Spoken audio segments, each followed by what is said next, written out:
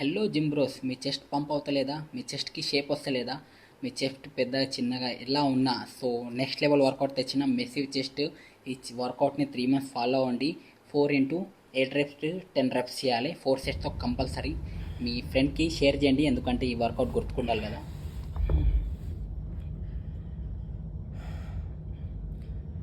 జిమ్లోకి రాగానే అందరూ పుషప్ చేస్తారు. వార్మప్ చేసి ఫస్ట్ మన వేరియేషన్ ఏది ఉందో స్టార్ట్ చేయాలి. స్టార్ట్ చేసినాక మిడిల్లో లేదా లాస్ట్లో చేస్తే చాలా బాగుంటుంది. లాస్ట్లో చేయడమే బెస్ట్ పుషప్స్.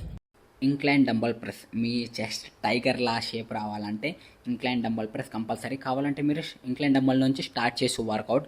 అండ్ నెక్స్ట్ వచ్చేసి cable high to low fly. Same నేను ఎలా చేసిన యాజ్ ఇట్ ఈస్ అలానే కంట్రోల్తోని స్క్వీజ్ అండ్ స్టిచ్ ఫుల్ చేయాలి.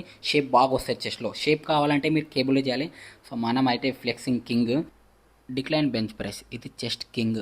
మొత్తం హోల్ చెస్ట్ని కవర్ చేస్తుంది. చాలా మంచి వర్కౌట్. మీరు డెఫినెట్గా ఇది 3rd or 4th వేరియేషన్లో టచ్ చేయండి, దీన్ని మిస్ అవ్వకండి.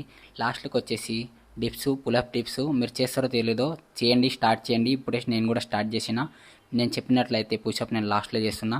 నేను నాకు నార్మల్గా 25 చేస్తా. ఒకవేళ వర్కౌట్ ముందు చేస్తే 25 చేస్తా. ఇప్పుడైతే నాకు 12 వచ్చినాయి రిజల్ట్ ఇది. సో మీరు వర్కౌట్ చేసేటప్పుడు ఫామ్ పైకి ఫోకస్ చేయండి. ఈగో లిఫ్టింగ్ అవసరం లేదు. మైండ్ మజిల్ కనెక్షన్ ఇవ్వండి. Is everything to heart.